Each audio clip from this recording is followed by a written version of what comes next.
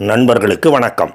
திமுக, காங்கிரஸ் மற்றும் அவற்றின் கூட்டணி கட்சிகள், சுருக்கமாக சொல்லப்போனால் இண்டி கூட்டணி கட்சிகள் ஓர் அடாத செயலிலே இறங்கி இருக்கின்றன. அறிவுக்கும் நடைமுறைக்கும் பொருந்தாத வகையிலே நீதியரசர் திரு ஜி.ஆர். சுவாமிநாதன் அவர்களை பதவி நீக்கம் செய்வதற்கு முயற்சித்து கொண்டிருக்கின்றார்கள். நாடாளுமன்றத்திலே பதவி நீக்க தீர்மானம், இம்பீச்மெண்ட் மோஷன் கொண்டு வந்து அதன் மூலம் ஜி.ஆர். சுவாமிநாதன் அவர்களை பதவி நீக்கம் செய்ய வேண்டும் என்கின்ற முயற்சியிலே இறங்கியிருக்கின்றார்கள். அப்படிப்பட்ட ஒரு முயற்சியே தவறா என்று கேட்டால் இல்லை, அது நடைமுறையிலே இருக்கின்ற ஒன்றுதான்.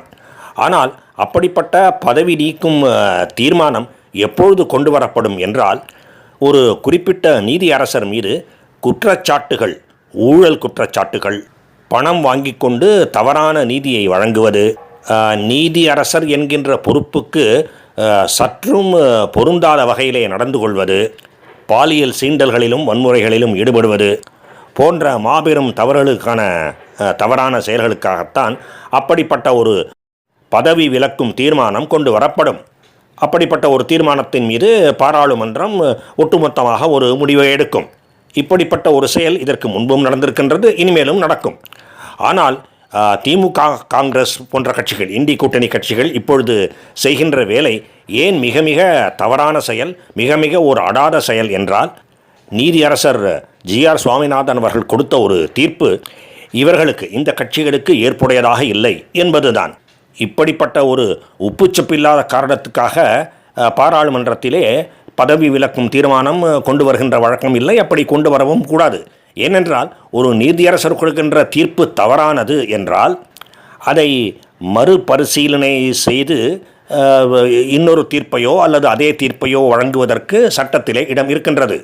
ஒரு தனி நீதிபதி அவ்வாறு தவறான தீர்ப்பை அளித்திருக்கின்றார் என்று ஒருவர் கருதினால், அந்த தீர்ப்பை 2 அல்லது அதற்கு மேற்பட்ட நீதியரசர்கள் கொண்ட ஓர் அமர்வுக்கு மாற்ற வேண்டும் என்கின்ற கோரிக்கையை வைக்கலாம், அல்லது மேல்முறையீடு செய்யலாம் என்று இவ்வாறாக பாதிக்கப்பட்டவர்களுக்கு பல வழிமுறைகள் இருக்கின்றன.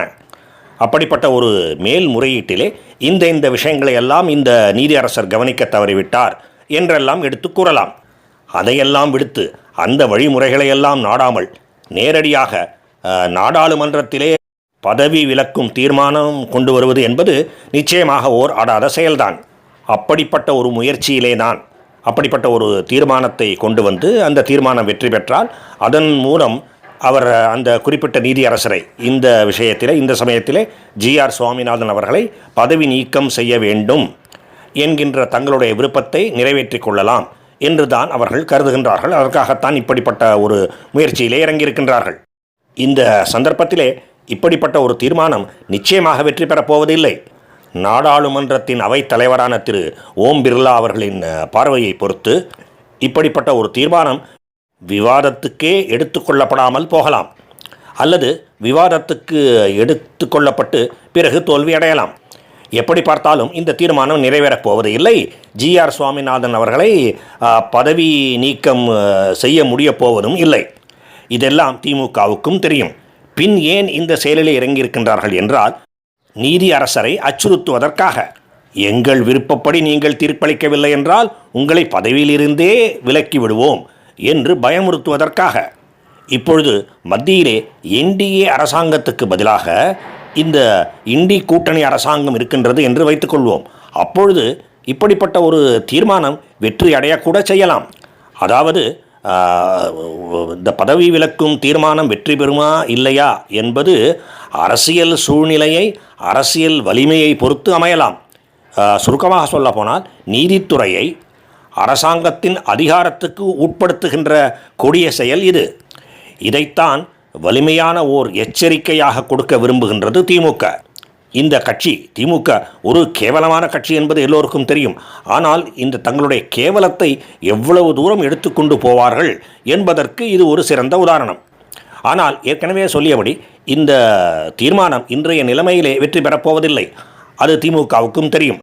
இருந்தபோதிலும் ஏன் இப்படி செய்கின்றார்கள் என்றால், நீதி அரசரையும் நீதித்துறையையுமே அச்சுறுத்துவதற்காக. இது ஒரு முக்கியமான காரணம். இன்னொரு முக்கியமான காரணம் திமுகவின் வாக்கு வங்கி. தங்களின் முயற்சி தோற்றால் கூட அவர்கள், திமுகவினர், சிறுபான்மையினரிடம் சென்று உங்களுக்காக நாங்கள் இறுதி வரை போராடினோம், எவ்வளவு தூரத்துக்கு சென்றோம் என்று பார்த்து கொள்ளுங்கள், உங்களுடைய உண்மையான காவலர்கள் நாங்கள்தான் என்று சொல்லி அவர்களிடம் இருக்கின்ற தங்களுடைய வாக்கு வன்மையை நிலைநிறுத்தி கொள்வது அல்லது முடிந்தால் அதிகப்படுத்திக் கொள்வது, இதுவும் ஒரு முக்கியமான காரணம். இப்படிப்பட்ட விஷயங்களிலே எல்லாம் பெரும்பான்மையினரான இந்துக்கள் ஒன்றுபடவில்லை என்றால் இப்படிப்பட்ட கேவலமான செயல்கள் தொடரத்தான் செய்யும். எனவே இந்துக்கள் நிச்சயமாக விழிப்படைய வேண்டும். அதை தவிர சிறுபான்மையினரும் நன்கு யோசிக்க வேண்டும். சிறுபான்மையினரிலே ஒரு மிக மிக மிக மிக சிறிய பகுதியினர்தான் தீவிரவாத எண்ணம் கொண்டிருப்பார்கள், அல்லது தீவிரவாதம் என்று இல்லாவிட்டாலும் அடிப்படைவாத உணர்வுகளை கொண்டிருப்பார்கள். பெரும்பான்மையானவர்கள், மிக மிக பெரும்பான்மையானவர்கள், அதாவது சிறுபான்மையினரிலேயே மிக மிக மிக அதிகமான எண்ணிக்கையிலே உள்ளவர்கள் அப்படிப்பட்ட ஒரு அடிப்படைவாத எண்ணங்களையோ தீவிரவாத செயல்களையோ கை கொள்ள மாட்டார்கள். அப்படிப்பட்டவர்கள் எல்லோரும் ஒன்றாக யோசிக்க வேண்டும். இந்திய சமுதாயத்தை சிறுபான்மையினரை ஒரு வாக்கு வங்கியாக மட்டுமே பயன்படுத்தி கொண்டு அதன் மூலம் பெரும்பான்மையினரை எரிச்சலடையச் செய்து அதன் மூலம் இந்துக்கள் சிறுபான்மையினர் இவர்களிடையே ஒரு பிளவை ஏற்படுத்த முயற்சி செய்து கொண்டே இருந்தால் என்றோ ஒரு நாள் அந்த பிளவு வெடித்து விடலாம். அப்படி வெடித்தால் மிக மிக கொடிய விளைவுகளிலே அது எல்லோரையும் கொண்டு சேர்க்கும். எனவே இந்துக்கள் மட்டுமல்ல, இஸ்லாமியர்களிலும் கிறிஸ்தவர்களிலும் கூட பெரும்பான்மையானவர்கள், நியாய உணர்வு கொண்டவர்கள் இப்படிப்பட்ட ஒரு கேவலமான முயற்சியை எல்லாம் ஆதரிக்கவே கூடாது. திமுக தங்களை தாஜா செய்து பிழைப்பு நடத்த விரும்புகின்றது என்பதை நன்றாக புரிந்து கொண்டு திமுக, காங்கிரஸ் போன்ற கட்சிகளையெல்லாம் புறம் தள்ள வேண்டும். இந்துக்களின் பழக்க வழக்கங்களை அவமானப்படுத்தி அல்லது அதற்கு உரிய இடம் கொடுக்காமல் அதன் மூலம் சிறுபான்மையினரை குளிரச் செய்யலாம் என்று திமுக நினைக்கின்றதே, காங்கிரஸ் நினைக்கின்றதே, அப்படிப்பட்ட ஒரு நினைப்பே எப்படிப்பட்ட கேவலமான நினைப்பு என்பது எல்லோருக்கும் புரிய வேண்டும். அந்த நினைப்பு உண்மை என்றால் பெரும்பான்மையான இஸ்லாமியர்களும் கிறிஸ்தவர்களும் இந்துக்களை இழிவுபடுத்தவே விரும்புகின்றார்கள் என்று ஆகிவிடும். அது முற்றிலும் அறிவுக்கு பொருந்தாத ஒரு செயல். அது உண்மையே இல்லை. ஒன்றாகவும் நலமாகவும் வாழத்தான் எல்லோரும் விரும்புவார்கள். எனவே திமுக, காங்கிரஸ் போன்ற கட்சிகள் இந்துக்களை இழிவுபடுத்தி அதன் மூலம் சிறுபான்மையினரை குளிர்விக்கலாம் என்று நினைத்தால் உண்மையில் நினைக்கின்றன. அப்படிப்பட்ட ஒரு நினைப்பு சிறுபான்மையினரை இழிவுபடுத்துகின்ற, கேவலப்படுத்துகின்ற ஒரு நினைப்பாகவே இருக்கும். இதை சிறுபான்மையினர் புரிந்து கொள்ள வேண்டும். இந்தியா, குறிப்பாக தமிழ்நாடு உருப்பட வேண்டுமென்றால் பெரும்பான்மையினரான இந்துக்கள் மட்டுமல்ல, சிறுபான்மையினரான இஸ்லாமியர்களும் கிறிஸ்தவர்களும் கூட விழித்து கொள்ள வேண்டும். வட மாநிலங்களிலே சில இடங்களிலே இஸ்லாமியர்கள் இப்படிப்பட்ட ஒரு விழிப்புணர்வை பெற்றுக்கொண்டிருக்கின்றார்கள். அனாவசியமாக, தேவையே இல்லாமல் அவர்களை வெறுமனே தாஜா செய்கின்ற அரசியல்வாதிகளை, அரசியல் கட்சிகளை எல்லாம் அவர்கள் ஒதுக்க தொடங்கிவிட்டார்கள். அதைப் போலவே தமிழ்நாடும் செய்யுமா? அதற்கு இந்த விவகாரம், திருப்பரங்குன்றம் விவகாரம் மற்றும் நாடாளுமன்றத்திலே பதவி விலக்கல் தீர்மானம் கொண்டு வருவது, இவையெல்லாம் உதவுமா? ஒரு நல்ல ஆரம்ப புள்ளியாக அமையுமா? இந்த கேள்விகளுக்கான பதிலை இப்போதைக்கு நிச்சயமாக சொல்வதற்கில்லை. பொறுத்து இருந்துதான் பார்க்க வேண்டும். வாழ்க பாரதம். ஜெய் ஹிந்த்.